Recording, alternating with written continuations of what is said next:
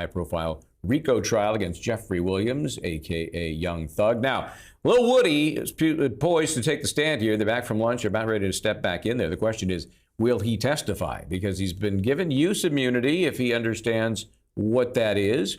And he's got an attorney also in the gallery who could be popping up and down like whack-a-mole. So we'll see how this goes. Is he going to testify at all? Let's go into court now. Again, Mr. Copeland about to take the stand in this case. They have. Yeah, we did provide. We do have. Well, we did work well, but we have a disagreement about what's qualified, what's not qualified.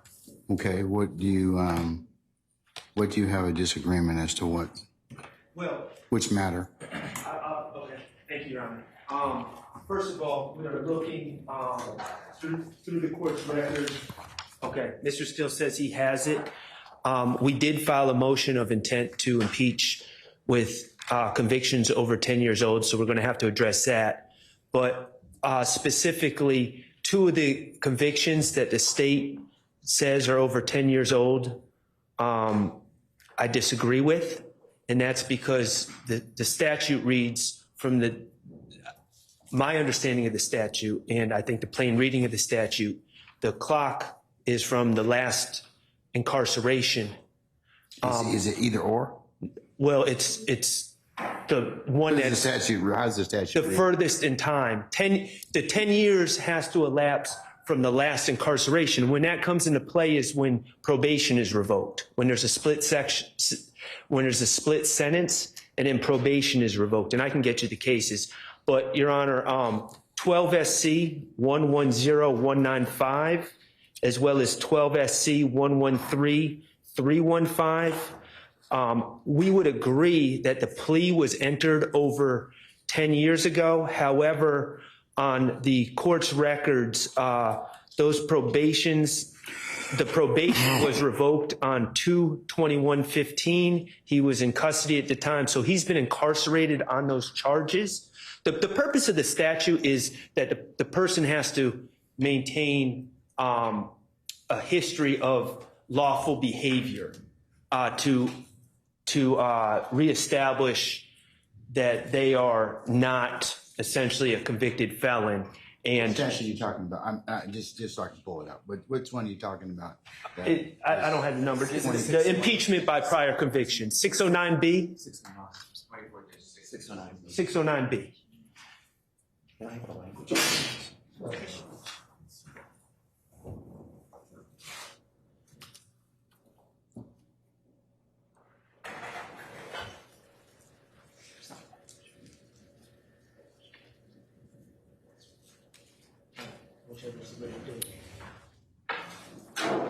So, Your Honor, the statute says or release from confinement, whichever is the later date, is what I was referring to in the statute, the plain language of the statute.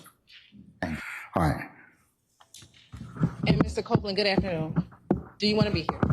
Ma'am? Do you want to be here? I'm here. Okay. Are you going to let me ask you some questions? Okay. How old are you? Grown.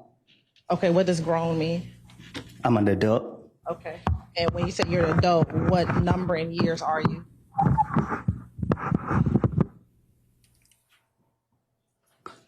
I plead the fifth. Ladies and gentlemen, can I get you to step outside to your headquarters of jury deliberation, please? All right,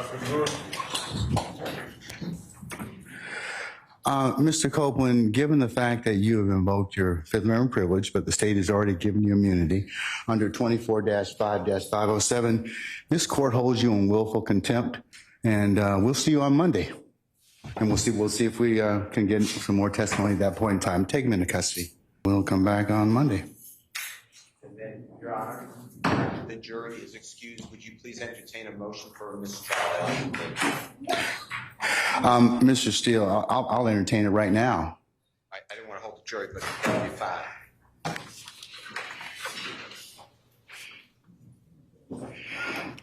And what's the basis for your mistrial? We didn't know he was going to invoke. We didn't know what he was going to testify to, and I certainly didn't let him.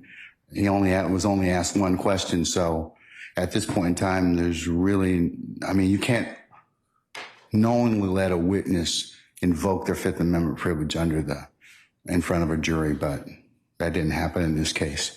Last thing we heard from Mr. Copeland was he was going to testify. So everything you say, I'll adopt because I was about to say those words.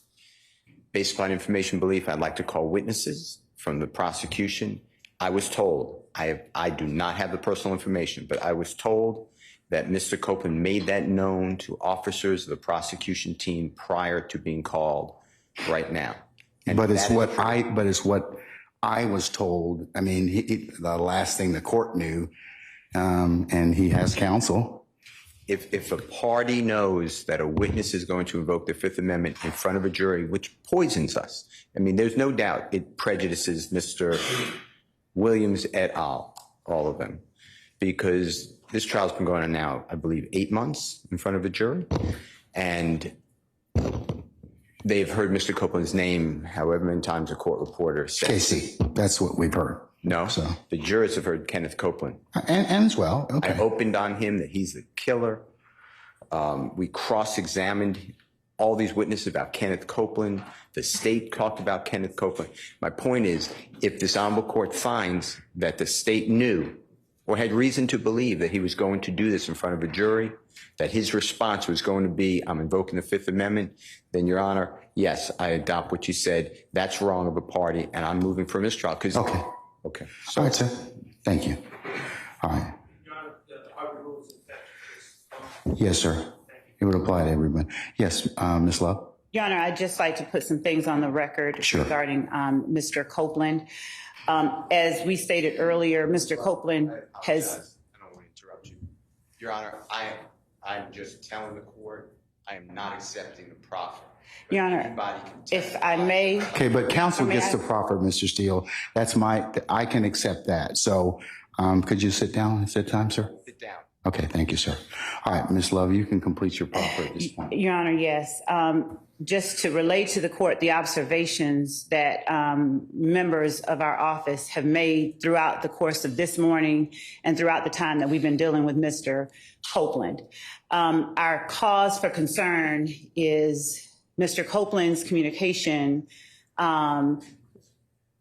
that he is going to us, that he is going to speak, that he is going to speak on the stand, that he is going to testify, and watching what happens when Mr. Copeland gets on the stand. Mr. Copeland did not want to have to be taken into custody. The court gave him the opportunity to have present in court with him someone who is supposed to be representing his best interests. What we have seen is communication, both verbal and nonverbal, between Mr. Copeland's supposed counsel and counsel for defendants. And a look as if I tried from Mr. Copeland's supposed counsel in the direction of counsel for the defendants after Mr. Melnick attempted to assert for Mr. Copeland. May I finish? Let her finish, Mr. Melnick. Please sit down and I'll let you start. Okay? All right. Thank you, sir. While Mr. Copeland. Holy moly, I saw the whack-a-mole there, the attorney for Mr. Copeland standing up. Who knew this was going to happen? This is bad. This stinks. And the defense has a proper motion for mistrial being considered by the court. Let's take a quick break here, get back in there and figure out what's going to happen now that this fifth has been taken in front of the jury. We'll be right back.